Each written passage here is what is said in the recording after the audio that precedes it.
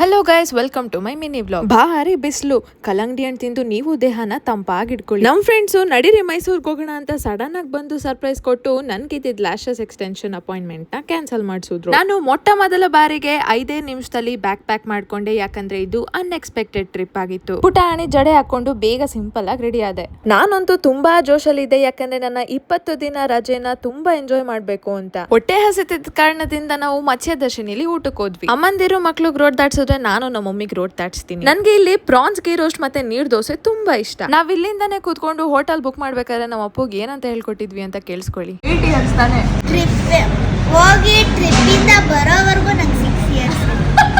ಆಮೇಲೆ ನೋಡಿದ್ರೆ ನಮ್ಮ ಮಮ್ಮಿ ಫ್ರೆಂಡ್ಸು ಟ್ರಿಪ್ ಕ್ಯಾನ್ಸಲ್ ಅಂತ ಗಾಬರಿ ಪಡಿಸ್ಬಿಟ್ರು. ನಮ್ಮ ಮಮ್ಮಿ ಈ ಮುಖ ಇಟ್ಕೊಂಡಿದ್ದಾರೆ ನೋಡಿ, ಇದಂತೂ ಎಲ್ಲಾ ತಾಯಿ ಅಂದಿರೋ ಯೂನಿವರ್ಸಲ್ ಮುಖ. ಯಾರಿಗೋ ಏನೋ ಆಗ್ಬಿಡ್ತು ಅನ್ಕೋಬಿಡ್ಬೇಕು. ನಿಜ ಕ್ಯಾನ್ಸಲ್ ಅನ್ಕೊಂಡ್ರ? ನಾನು ಹಂಗೆ ಅನ್ಕೊಂಡೆ, ಬಟ್ ಅದು ಪ್ರ್ಯಾಂಕ್ ಅಂತೆ. ಬುದ್ಧ ಪೌರ್ಣಮಿ ಆಗಿದ್ರಿಂದ ಚಂದ್ರನು ಸುಂದರವಾಗಿ ಕಾಣಿಸ್ತಿದ್ದ.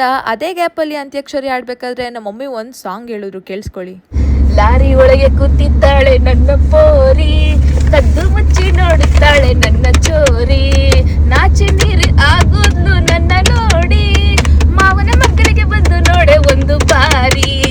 ಆಹಾ, ಎಂತ ಕಲಾವಿದೆ ಅಲ್ವಾ. ಇವ್ರು ಆಡಿದ್ ನೋಡಿ ನಿಜ ಒಂದ್ ಸಾಂಗ್ ಇದೆಯೇನೋ ಅನ್ಕೊಂಡ್ಬಿಟ್ಟಿದ್ವಿ. ಹೀಗೆ ಆಡ್ಕೊಂಡು ನಕ್ಕೊಂಡು ಮೈಸೂರು ರೀಚ್ ಆದ್ವಿ. ನಾವು ಫಸ್ಟ್ ಹೋಗಿದ್ದೆ ಕಣ್ಣನ್ಸ್ ಬೇಕ್ರಿ ಮ್ಯಾಂಗೋ ಸ್ಪೆಷಲ್ ಕುಡಿಯಕ್ಕೆ. ರೂಮ್ ರೀಚ್ ಆದ್ವಿ. ಎಲ್ರು ಕಾಲ್ ತೊಳೆದ್ಬಿಟ್ಟು ಮೇಲ್ ಹತ್ಬೇಕು ಅಂತ ಎಲ್ರಿಗೂ ಆರ್ಡರ್ ಮಾಡಿ ನಾನೇ ಕಾಲ್ ತೊಳ್ದಿರ್ಲಿಲ್ಲ. ಇವತ್ತಿಗೆ ಸಾಕು. ಪಾರ್ಟ್ 2 ಬೇಕಂದ್ರೆ ಕಮೆಂಟ್ ಮಾಡಿ. Thank you.